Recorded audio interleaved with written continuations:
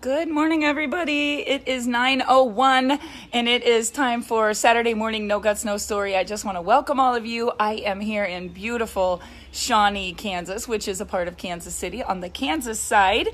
People always get so confused when they're flying into Kansas City. They look for a Kansas airport and all they find is like Dodge City, Hays, Kansas, Wichita. I say, no, that's far away from Kansas City. But Kansas City, Missouri, Kansas City, Kansas, right on the line. You can fly into Missouri and be in Kansas in Mach 5 minutes. So everyone always thinks that Kansas City is Kansas, but it's both. So we had a bunch of people fly in for a training today, and we have a very special speaker inside. Good morning, Michelle.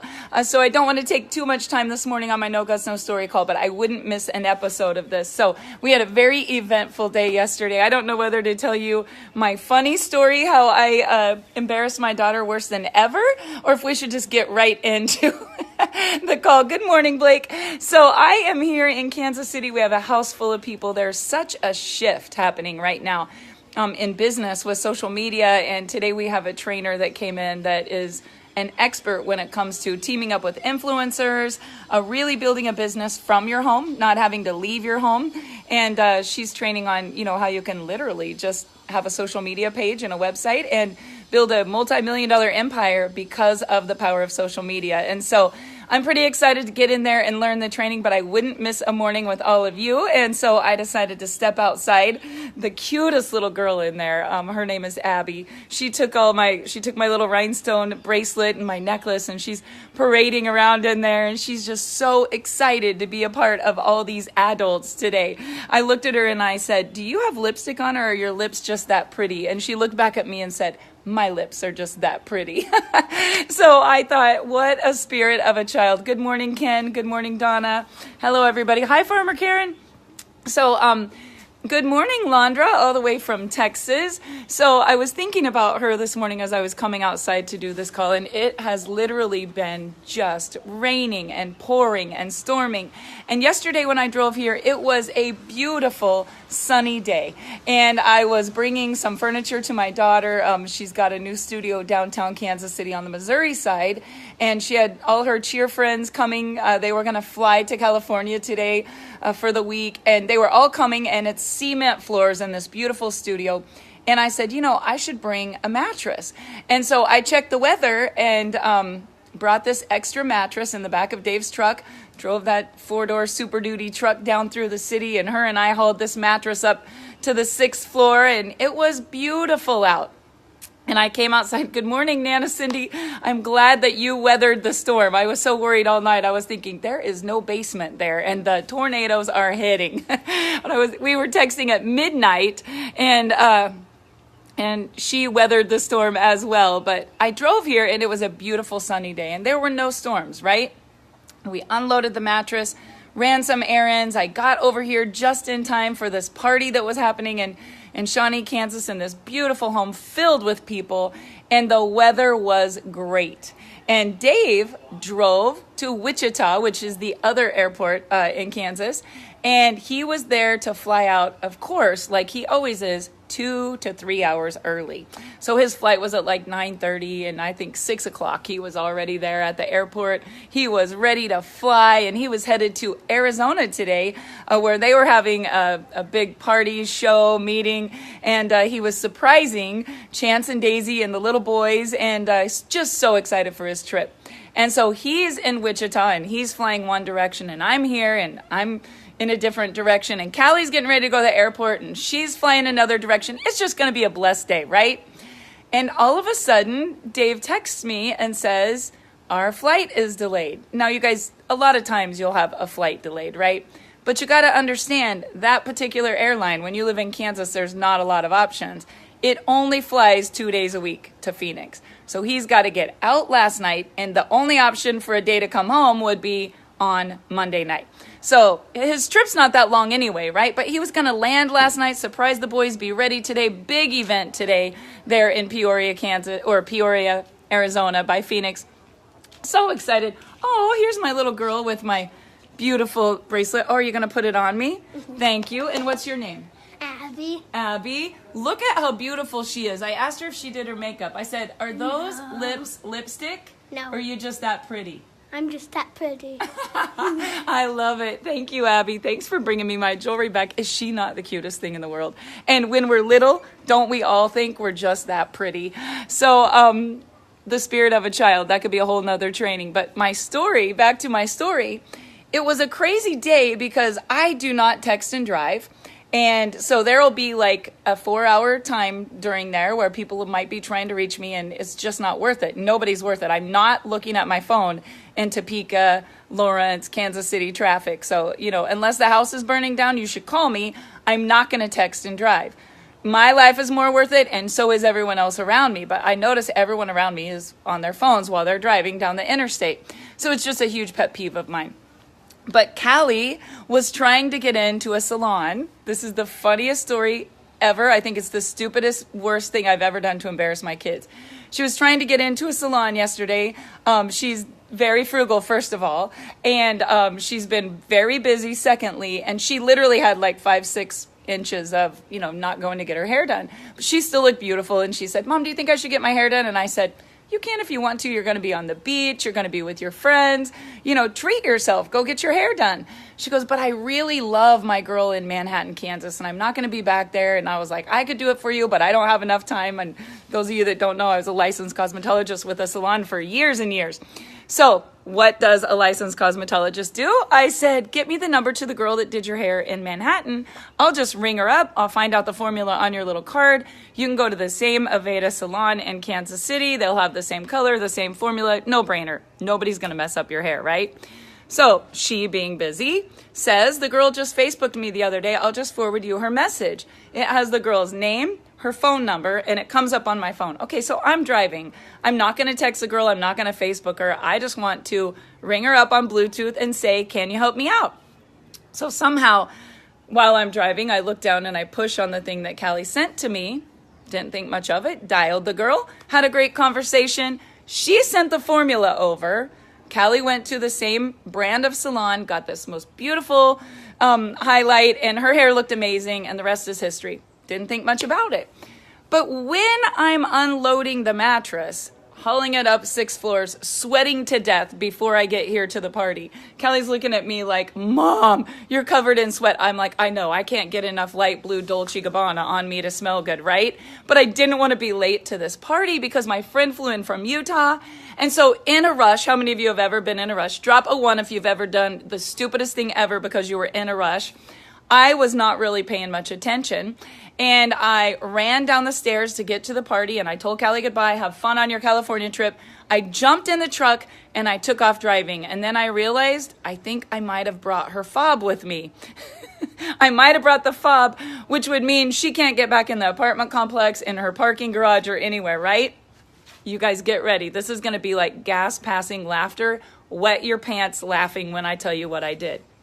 So I sent her a quick message while I was driving with a voice text that said, "Hey, make sure I left my fob in your bathroom. I hope I didn't take the fob with me or you won't be able to get back in."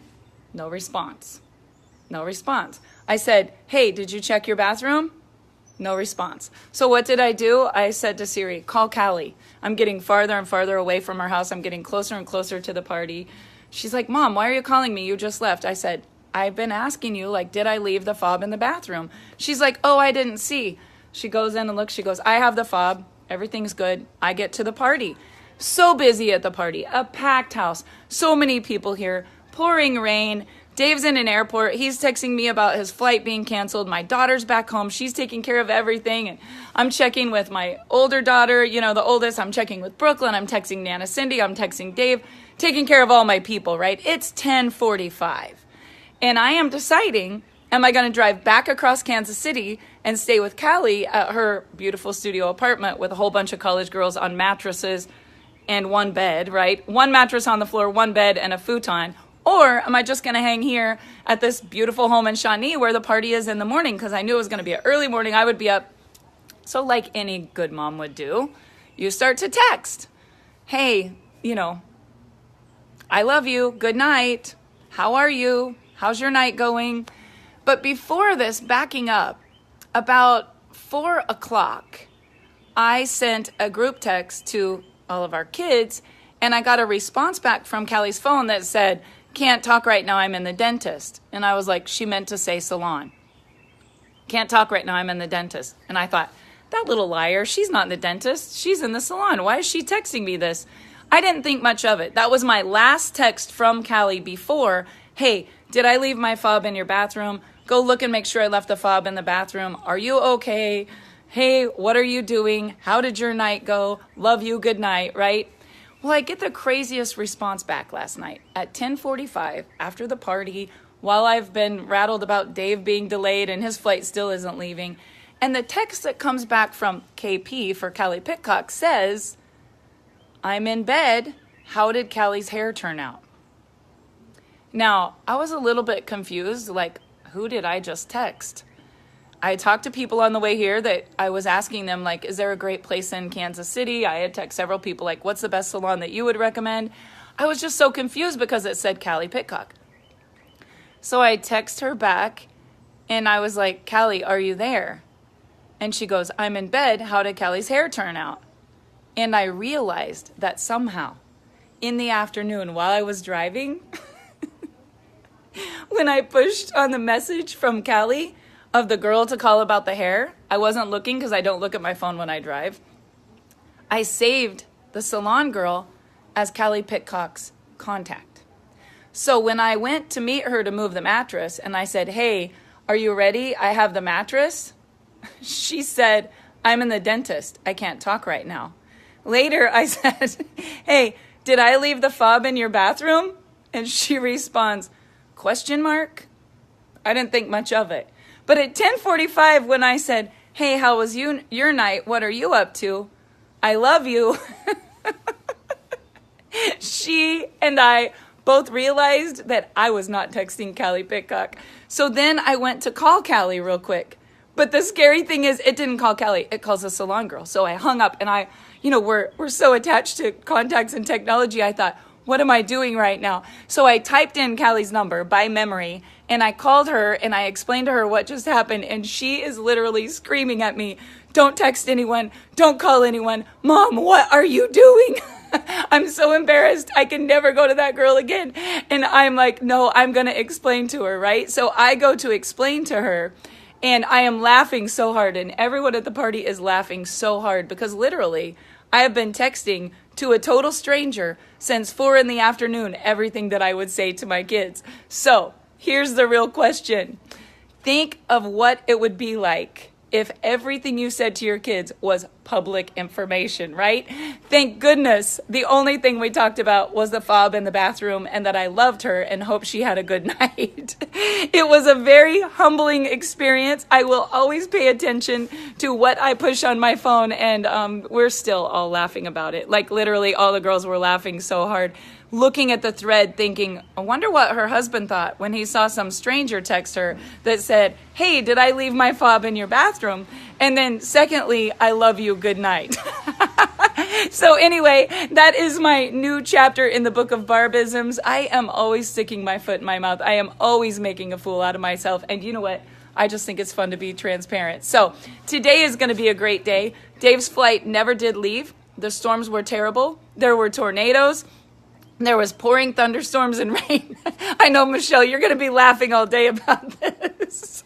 I should just post a picture of the thread of messages and you guys would literally all bust a rib or have that gas passing laughter moment because it was that funny. Just be thankful it wasn't you that was sending the text.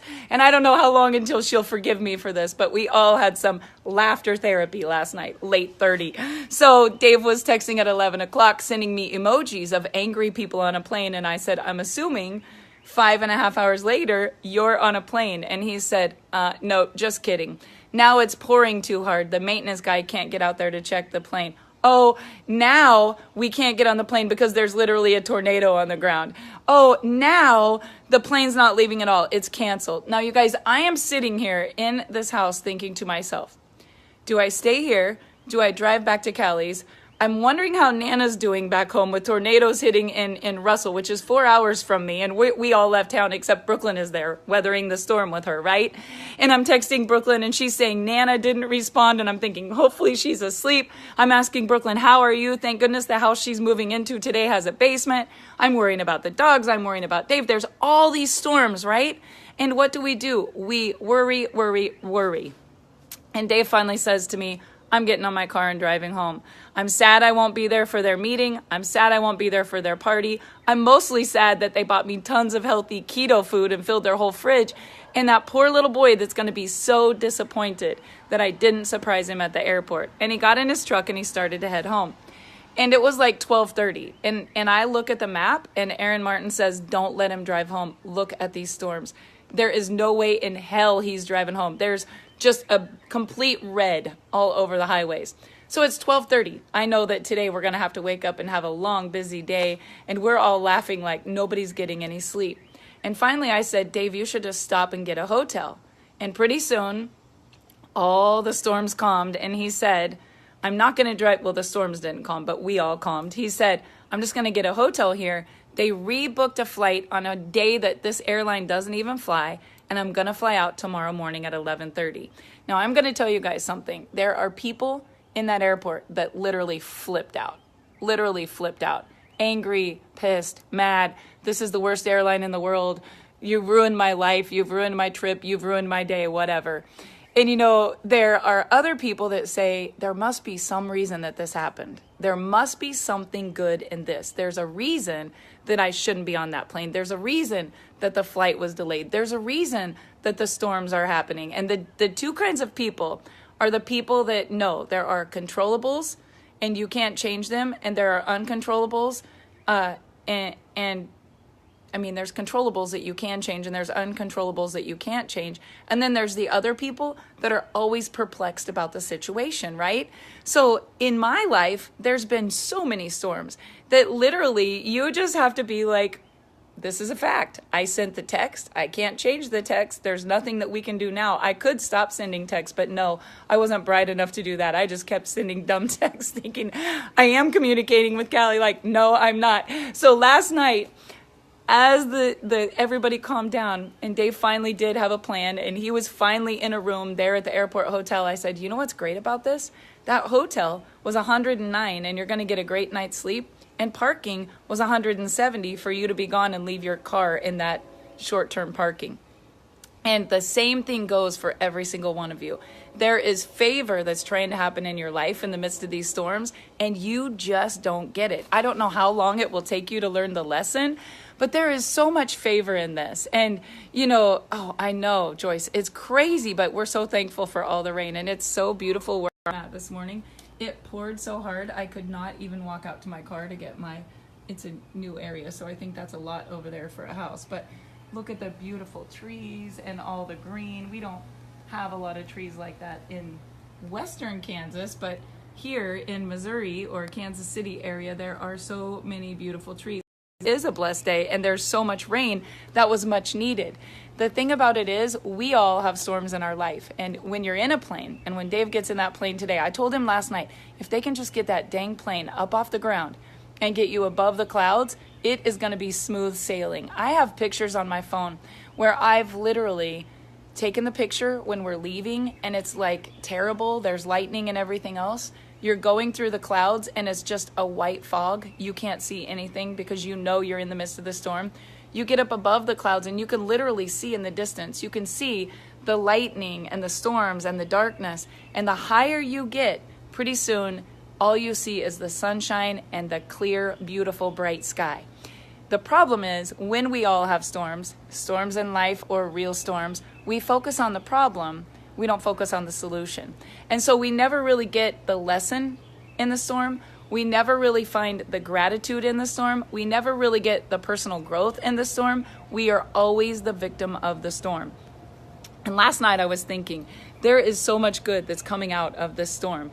Basically, Dave got free parking, right? we all got greener grass. Nobody has to go out and water anything today, right?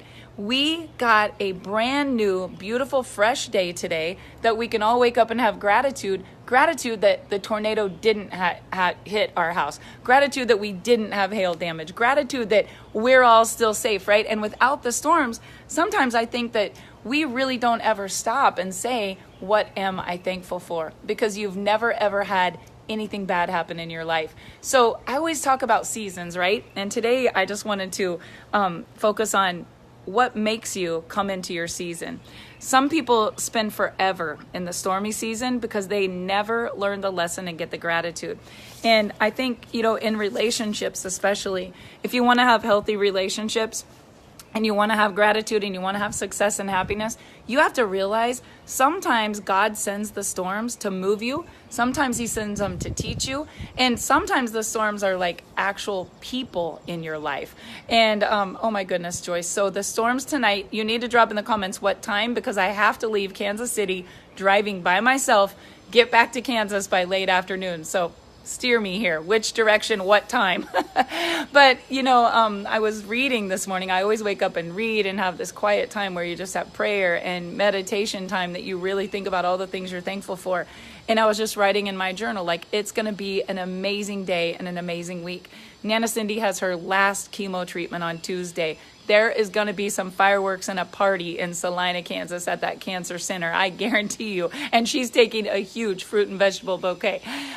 Brooklyn's moving into a new home today. And it's been a long season. She owned a house in Hayes, and then she relocated in Russell, and she's had amazing growth and so many transformations and an awesome breakthrough. And she's so excited, and I know Nana Cindy is too, and I can't wait to get back home to all of them. And here in Kansas City, I look at this season that Callie's coming into, and I go, holy cow, like, she's going to be a senior in college, and she's taking that summer trip with some of her best friends, and she's become so what would you say, strong and independent and confident, and just had so many life lessons. And then I think about Dave flying to Arizona, and Daisy and Chance are getting ready to have this new little baby girl in September, and we're coming into a new season because we've never had the experience of being there with a grandchild being born, although we do have two that are definitely going to be equally as loved. I don't know how I could love any more than Daisy's two little boys that were just brought into our life, such a blessing. But in the midst of all the things that you see that are such a blessing, if we never had the bad, we couldn't really have the good, because you wouldn't know what good was. If you never have bad, you're not that person that really says, like, I'm so grateful for all of this. And I feel like the conditioning that God allows us to have in our life, those humbling moments that really like get you back down to like, here's who you really are. They make you have no ego, stay so full of gratitude, be so open to God's favor in your life, and always finding the good instead of finding yourself to be that victim, right? And so today I was reading about relationships, and last night we were having a conversation, just all the girls afterwards, just about relationships. And it's funny because every one of us has someone in our family who's been a victim of abuse, but they're codependent. Every one of us has someone in our family who's been a victim of addiction, but they've overcome it, and some that haven't.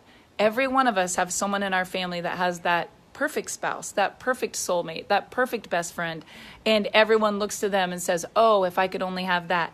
But all of those people that have that perfect relationship have other challenges in their life, right? All of those people that have overcome addiction have other challenges in their life. All of those people that have a broken heart, that don't have true love, they have so many other blessings in their life that maybe they have that the person that has true love doesn't. There's one lady at the party that is at the party, and she has more money than she'll ever need, and a husband that's incredibly successful, but she just wants to feel accepted, right? And there's another person at the party that doesn't have a husband. They're single mom. I loved the hat that this one mom wore last night. It said, I'm strong as a mother. And I never took it the dirty way. I was like, I'm strong as a mother. And then other people were like, that hat is so wrong. And we were laughing because I loved the hat. It was camouflage. And when the lady walked in, I was like, she's a really strong mother. And, we were talking about all the different personalities, and we stayed up late talking. And Wendy McGee was saying that one of her daughters flew to meet the parents of her love of her life. And we were all just talking about the different chapters in our life. And it's funny because some of the children of the parents that had gone through the worst storms were now having the best blessings. And so you have to be focused on the rainbow that's coming. You can't stay focused on the storm. There's one girl that's maybe been the most insecure, lonely girl in the world, and all of a sudden she has the best relationship in the family, right? There's one girl that's like always had all of the success in the world, and Wendy McGee was bragging about all of her children, and then Julie Martin was telling her daughter, like, make sure you pick the right man in your life, and I was, of course, bragging about my kids because that's not hard for me to do. That's like my favorite thing to talk about. But thinking about this, what it really all came down to, and write this down, was really healthy relationships. Because you can get through any storm if you have a healthy family. You can get through any battle if you have a support system. And those healthy relationships are so very important. But I think one of the most important things that we talked about was sometimes you have to really look at things and say, this is a controllable and this is a non-controllable. Sometimes you're going to have unstable people that are your relatives, your coworkers, people that come into your business. And you just have to look at it and be like, that's an uncontrollable. He's not stable. She's not stable. That is not in my control. And so what you're thinking as a storm is really not a storm. It's just the way it is. It's just the way it is. That's the way that person is. You go be the best that you can be, and you don't try to change everybody else, because you can't try to change everyone else. That's their journey. Maxandra DeRosier told me a year ago, what you have to understand is what you think is bad maybe isn't always bad. So you say, oh, he or she shouldn't be like that. Is that really so? Because that's God's journey for them to overcome, just like we all started out our lives having journeys to overcome. And that's what made us the people that we are today. So looking back, my journey was a poor relationship, an insecurity, a poor business decision, bankruptcy, getting pregnant before I was married. Like, I could just name, like, you don't have long enough to hear all of my mistakes. But were they really mistakes? Or was it really God's purpose for my journey so I could reach other people? And you've got to stop looking at everything in your life as a storm and stay focused on, right over there is the rainbow. I can't wait to see what God does through this. She is not stable. That is not about you, Michelle. That is not about you. I'm talking about crazy people that come into your life or your business. You are definitely stable. I'm probably not stable. Look at the text messages I sent last night. But the thing about it is, we can't change people and what they're going through, and we can't change the conditions that they're allowing to happen, right? So it's not what someone calls you, but it's what you answer to. It's not what the forecast says, but it's what you do about it. And so you yourself have to say, I am going to weather this storm. And Dave last night was like, the flight's canceled. There's nothing I can do. I'm going to drive home. He was so tired. It was 12:30. I was like, you're not driving 3 hours. I can't sleep thinking that you're driving 3 hours through tornadoes. But do you know what he said? It's not a big deal. I want to get home. I just want to get home. You know where your destination is, and you can get wherever you need to get. So here's the little moral of the story. That flight's going to take off today out of Wichita. Whether he's on it or not, it's leaving. It's going to Arizona, right? And if there's storms, here is what that captain of that, or that pilot, is going to say. He is going to say, we are going to experience some turbulence. And what he's not going to say is, I'm jumping out of the plane. We're going to turn around and go back.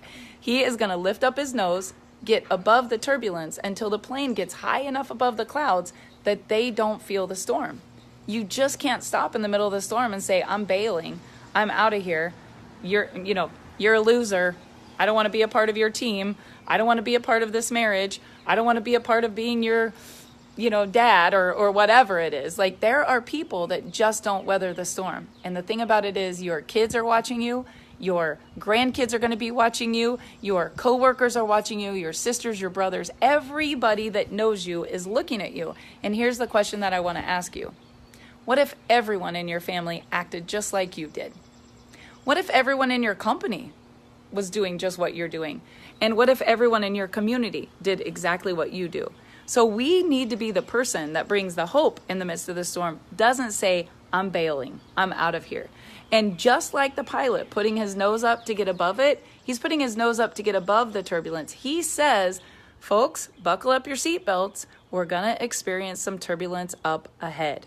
And I'm going to say to all of you, folks, if you want to get to your destiny, you better put on your seatbelt because you're going to experience some turbulence up ahead. There's never been a statue erected for a critic, and anyone that's going to criticize you or condemn you when you're in the midst of your storm, and they're going to talk about you and they're going to gossip about you and they're going to push you down instead of helping you get your nose up above those clouds, they're going to be average at best. There's a great book called The Magic of Thinking Big. Turn to page 256. I have it bookmarked, highlighted. It sits on my desk. It says, anyone who criticizes others or pushes them down instead of pulling them up will never be better than average, mediocre at best. So I want you to think about this. Who are the people around you that are going through a storm? And are you that person in the family that reaches out to them and says, I love you, I support you, I'm praying for you, what can I do for you? How are you feeling today? Is there something that I could do? Me, I just want to fix everybody. That's my biggest problem. I am a fixer. It's not a problem. It's my greatest gift. I want to make you better. I want to make everybody better all the time. And sometimes I've got to take what the pilot says or what the airline stewardess says and put my mask on before I put on the person next to me. And for all of you, you can't give away anything that you don't have. You can't look at someone else and blame them and say that shouldn't be that way, or they shouldn't do that, or this person shouldn't do this. The reality is none of us can change anyone else. That's their storm. And their storm has favor in it if you would quit trying to stop the storm. And don't judge them in the midst of their storm. Because you think about it, who did Jesus go to first? Was it not the heathen, the prostitute, the outcast of the whole community? No, he wasn't looking for the perfect person. He wasn't looking for the perfect person. He was looking for someone that could be a test that turned into a testimony, right? And so when you think about that, quit trying to be the perfect person. What you need to do is lift up the people that are less than perfect and think to yourself, what can I do to help this person get through this storm? And I'm telling you guys, every single one of you that's going through a storm, you're going to come out above it. You're going to come out on the other side of it. That plane's going to land, and one day you're going to get through it and all the turbulence, and you're either going to say, I'm never getting on that plane again. I learned the lesson. Or you're going to say, that was amazing. And I'm so thankful with so much gratitude. And I learned so much. And I'm so much stronger. And I'm so much wiser. And I'm so much happier. And I'm so much better. Because you guys, to not take a risk, to not get out there, to not experience the storm, who could you ever be? How could God ever use you if you didn't have a story that can empower someone to say, she did it. Boy, I can do it. Right now, my mother-in-law, Cindy, is nearing the end of this chemotherapy battlefield, and she's down to one last treatment. And we have a close friend that just started her journey. She's not even halfway through. And every day she texts me, Cindy gives me so much strength. I always look to Cindy. And I'm thinking about all of you, like your kids are looking to you. You're going to be 50, 60, 70, however old you get. And they're either going to be like, that's my mom. That is my mom. Or they're going to be like, man, I wish there was something I could do to help my mom. You've got to be that strong, powerful person that God created you to be, that's an overcomer. I heard a girl the other day say to her mother, her mom's $1 million earner in the industry that I'm in, and we were at a Most Powerful Women's event, and she said, Mom, it's not that you make $3 million a year that I love about you. It's the person that you've become.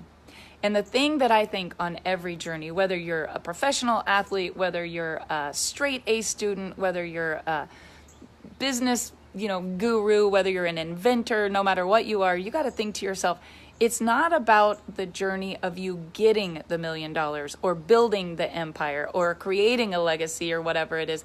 It's the person that you become along the way. And I just want to inspire all of you to get better. When you make a mistake, when you say something hurtful, when you judge someone, when you're not the person that you would like to see everyone else be, just fess up to it. I shouldn't have said that. I shouldn't have done that. I'm sorry. That was wrong of me. I won't do that again, and I'm embarrassed that I act that way. Oh no, some people will never do that. They've got to be right. They've got to be right. And the thing is, you can either be successful and rich and happy, or you can be right. But you're probably not going to be both, because sometimes you have to play the understanding game with the other person, and nobody's ever going to win an argument. And sometimes you have to say, I can't imagine what you're going through. I just wish there was something I could do to help you. And whether it's finances, relationship, sickness, health, depression, addiction, self-abuse, like there's so much hurt in the world. The craziest thing that you could do would be to go post something negative on Facebook and condemn the person who must be really hurting, or they wouldn't have done that in the first place. I didn't see the post the other day, but my daughter was so upset. And she said that someone had posted all these terrible things about a young boy that grew up in our town, and he had made mistakes previous in his life, but he had overcome them, and I'm sure he has regret for the rest of his life, but he's rose above it. But we all make mistakes, right? Well, for some reason, he got in trouble, and it was posted on some police report or something. And of course, all the little small-minded people in our hometown sharing it. He should burn in hell. He's terrible. They should have left him in there the first time. For the average person, they're just liking it, sharing it. But for the person who's really had adversity, for the person who has a heart, for the servant leader who wants to lift people up instead of pushing them down, it hurts so bad to see other people post things like that. In fact, Dave said, I can't imagine posting something like that, worrying who I might offend. Like, think about what you're putting out there, you guys, because the seeds you're planting are all coming back. And what happens is what you put out there comes back in your life until you learn the lesson. So don't be judging, don't be condemning, don't be quitting in the midst of the storm. You think, how can I be that sun ray in the clouds above the storm that people say, if I can just reach to that, I know that I can get there. And people can go around beating their Bible all they want, trying to save the whole world. But you can beat your Bible all you want. People see your actions, and they see your love, and they see your heart, and it speaks so much louder than anything that you can ever say. It's not about how many Sundays I show up in church. It's about how many Sundays I'm doing his works every single day in my life. And the thing that I want to do every Saturday on the No Guts, No Story show is just give people hope. I want to give them hope that they can get through whatever it is they're going through, and they can be better and stronger, and that somewhere through all of that storm, there's going to be a day of sunshine, and that you're all going to be celebrating that victory, because no matter what it is, there is victory at the end if you just don't give up. But relationships, you guys, I'm telling you, relationships and forgiveness and letting things go. My challenge to you this week, first of all, forgive your parents for anything that's ever happened when you were a little kid, because some people are still blaming what someone said to them when they were 9 and they're almost 90, right? Let it go. Let go of whatever happened in your childhood. Forgive them. Tell them you forgive them. Find gratitude in the fact that you were neglected. That's why you're so independent. You were abused. That's why you're so loving today. You were always talked down to. That's why you learned self-confidence. Like, you rise above it and be the victor, not the victim of that. Forgive. The next thing you forgive is anyone that ever broke your heart or hurt you. Your ex-husband, your ex-boyfriend, your ex-girlfriend. I know they're terrible. I know. You don't have to tell me, right? But let it go. Because if God allowed that to happen to you, it's because he wanted to move you to a higher level. It's sad that you were betrayed. You can't be betrayed by anyone other than a friend. That's the sad part. Nobody can betray you that's not your friend or family, because otherwise it wouldn't be betrayal, right? A stranger can't do that to you. But if God allowed it to happen, then he knows the plans he has for you. My husband got me a new journal today. The plans I have for you, for hope and a future. It's Jeremiah 29:11, my favorite verse, and it's what I'm taking notes in all day long. If God allowed it to happen to you, there must be good in it. Let it go. That's right, Barb.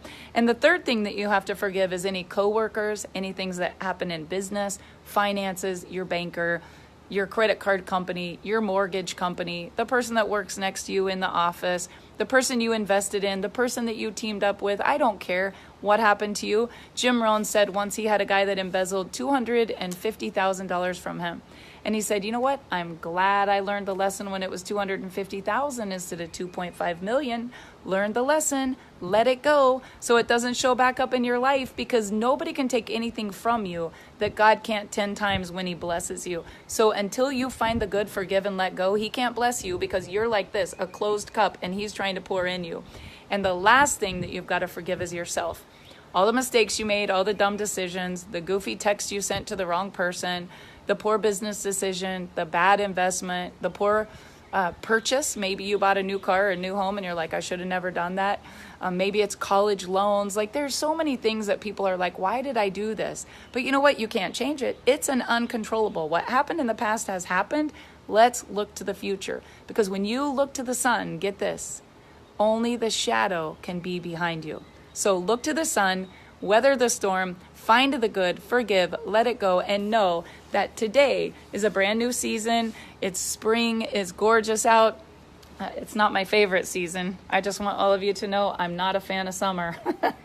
I'm counting down the days till snow is falling in Christmas. When you're a redhead, you don't do shorts and you definitely don't do heat. So I can't wait for winter. But for those of you that love summer and spring, it's a brand new season for you. It's a time for you to really get focused on the good things in your life and start every day with gratitude. And like today, I wrote in my journal, it's going to be a great day. Brooklyn's moving, Nana's getting well, Callie's flying to California, Dave's going to hold little boys, and I'm going in this house to celebrate and to build a really big business with a house full of amazing men and women that are learning how to build a business straight from their home with social media. So I don't want to miss any more of this event.